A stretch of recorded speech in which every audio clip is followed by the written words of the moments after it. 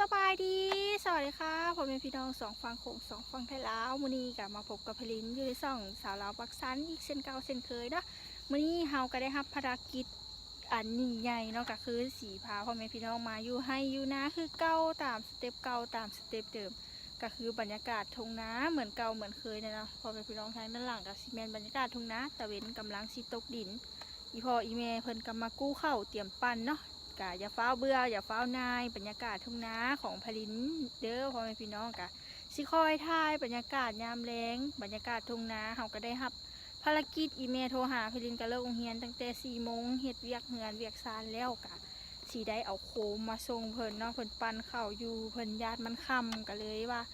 แหน่งว่าถือโอกาสมาถ่ายคลิปหรือว่าถ่ายบรรยากาศทุ่งไร่ทุ่งนาแบบนี้เนาะให้พ่อแม่พี่น้องเฮาเบิ่งน้ำกันว่าสิเป็นจังไดบรรยากาศเนาะยามค่ำยามแลงเฮาเข้ามาแล้วตอนนี้ก็เป็นเวลา6 โมงแล้วได้ย่านพึ่งค่ำเนาะเดี๋ยวพลินสิพาพ่อแม่พี่น้องเฮาขี่รถไปเนาะหนทางก็กะถึกแหงเนาะเดี๋ยวไพลินสิพาพ่อแม่พี่น้องขี่รถเข้าไปเบิ่งเพิ่นปั้นเข่าว่าปั้นแล้วหรือยังถ้าปั้นแล้วของกะสีได้เอาโคมกลับคืนเนาะเพราะว่ามันกะคำแล้วเนาะไปเบิ่งเส้นทางการเดินทางไปทงนาของพลินน้ำกันแต่อันนี้ก็เป็นบรรยากาศทงนาของเพิ่นเนาะเป็นบรรยากาศทงนาของเพิ่นอยู่คีมทางอยู่แคมทางได้ยินเสียงรถปั้นบ่ทุกคนน่าจะแม่นปั้นอยู่ทางด้านในพูดเนาะอยู่ในพูดเลยเนาะเดี๋ยวไพลินสิพาพ่อแม่พี่น้องเขาเข้าไปเบิ้งน้ำกันอันนี้กับซีเมนต์บรรยากาศของทงนาเดี๋ยวพาเข้าไปเบิ้งน้ำกันเด้ออันนี้กับซีเมนต์หนทางเพื่อสิไปทงนาของพลินเนาะพ่อแม่พี่น้องกับเข้าไปน้ำกันเนาะกับมีเสียงรถรบกวนเน่เด้อพ่อแม่พี่น้องกับจะฟ้าเบื่อกันเด้อหนทางนี่กันโอ้โหสุดยอดเลยพ่อแม่พี่น้องถ้าทางว่าย้ำมาดำหน้านี่ก็คือสิแบบโอ้พี่น้องสุดยอดเลยสุดยอดคักสุดยอดอะไรบรรยากาศทงนาก็คือแบบ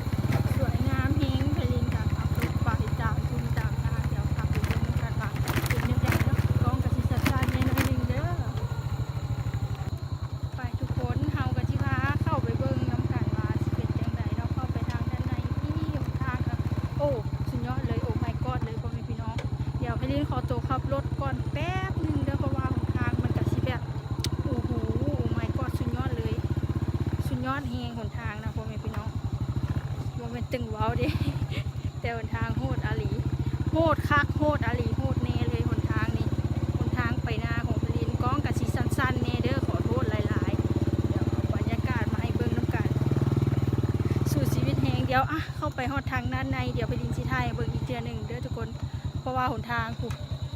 โหดแหงแบบโหดคักเลยหนทางเนาะเดี๋ยวไปเบิ่งทางในน้ำกันเด้อไปทุกคนไปเบิ่งน้ำกันอยู่ทางด้านในไปเบิ่งคนปั้นเข้าอยู่ทางด้านในเหือนนำกันเนาะหรือว่าในทุ่งนาของพลินเนาะทุกคนไปเบิ่งทางด้านในนำกันเลยว่าคนปั้นแล้วหรือยังเนาะไปทุกคน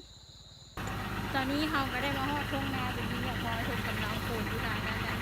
ทุกคนทางปั้นเลยเดี๋ยวเราจะพายางเข้าไปเบิ่งกันเอาโคมมาส่งไปเบิ่งกันว่าสิได้จักเป่าเนาะดูหนทางก็คือโอ้ my god เลยพี่น้องคนทางโอ้ my god แฮงเป็นกำลังปั้นได้จักเป่าบ่ฮู้เกี่ยวเข้าบ่ยอมคือแผนที่ประเทศลาวเลยเนาะเบิ่งถูกเดี๋ยวให้เบิ่งน้ำตาลบรรยากาศทุ่งนาเขาอันนี้ก็คือเป็นบรรยากาศของทุ่งปั้นเขาทุกคนพี่น้องเป็นกำลังปั้นเป็นกำลังไล่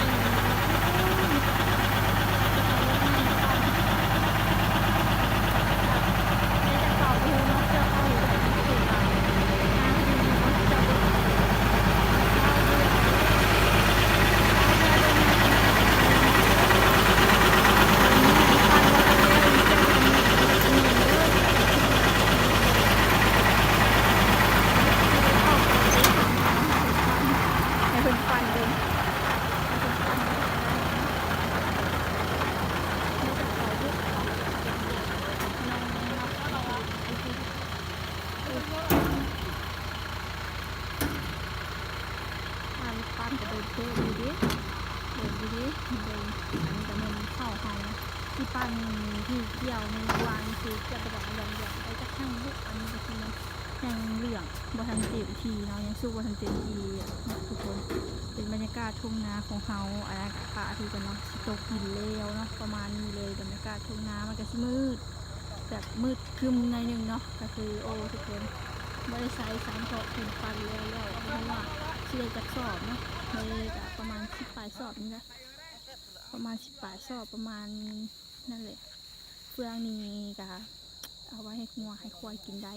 แล้วก็เอาไว้ให้อ้ายเพลินกินน้ำเนาะเฮ้ยโมเมนต์นะพูดดิตามนั่นแหละได้ประมาณปลายเป่าเลยเข้านายังเกี่ยวบันเบิร์ดเดอร์ไปว่างกับมาเกี่ยวซอยนี่เด้อเขาทุกคนอยู่ทางด้านคุณเป็นเอารถใหญ่ปั่นเป็นบอกเอารถน้อยเล็กปั่นนะ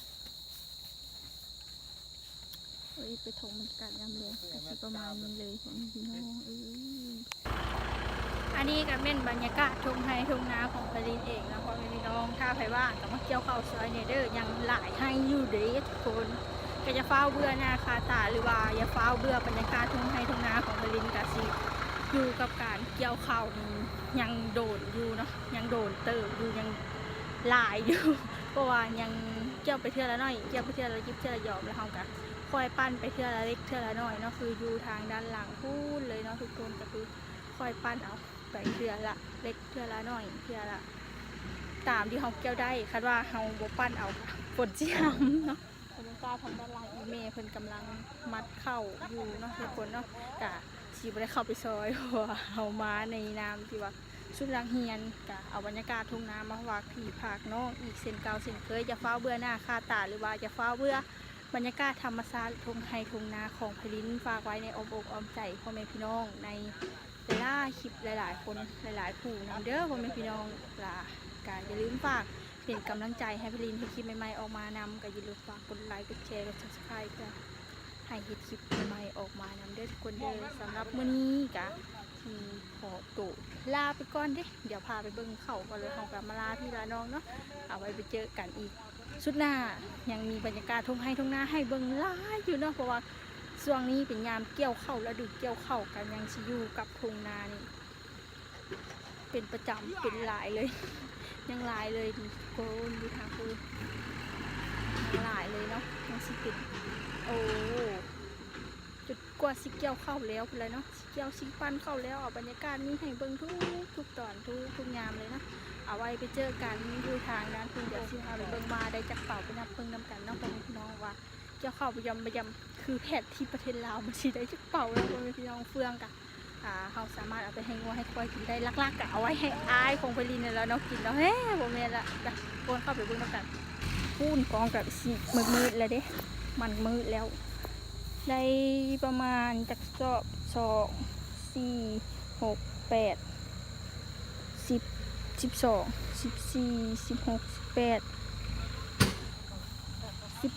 ป่าเข้าได้ประมาณ19 เป่าที่เกี่ยวเข้าคือแผนที่ประเทศลาวนี่เนาะยังบ้านเกี่ยวบดเกี่ยวถ้าเบิ่งอีกตอนต่อไปว่าเขาสิได้จากเป่าเนาะตอนนี้กะตะวินกำลังคิดตกดินแล้วเนาะกับสิได้ขอตัวลาพี่ลาน้องลาพระจ่าพี่ๆน้องๆไว้เพียงซ้ำนี่เอาไว้เจอกันใหม่คลิปหน้าอีพีหน้าถ้าว่าผิดพลาดประการใดถ้าบ่มักบ่ชอบก็สามารถเลื่อนผ่านคลิปของพลินวิดีโอของพลินได้เนาะสำหรับมื้อนี้ขอตัวลาไปก่อนขอคำว่าสบายดีสวัสดีค่ะบ๊ายบาย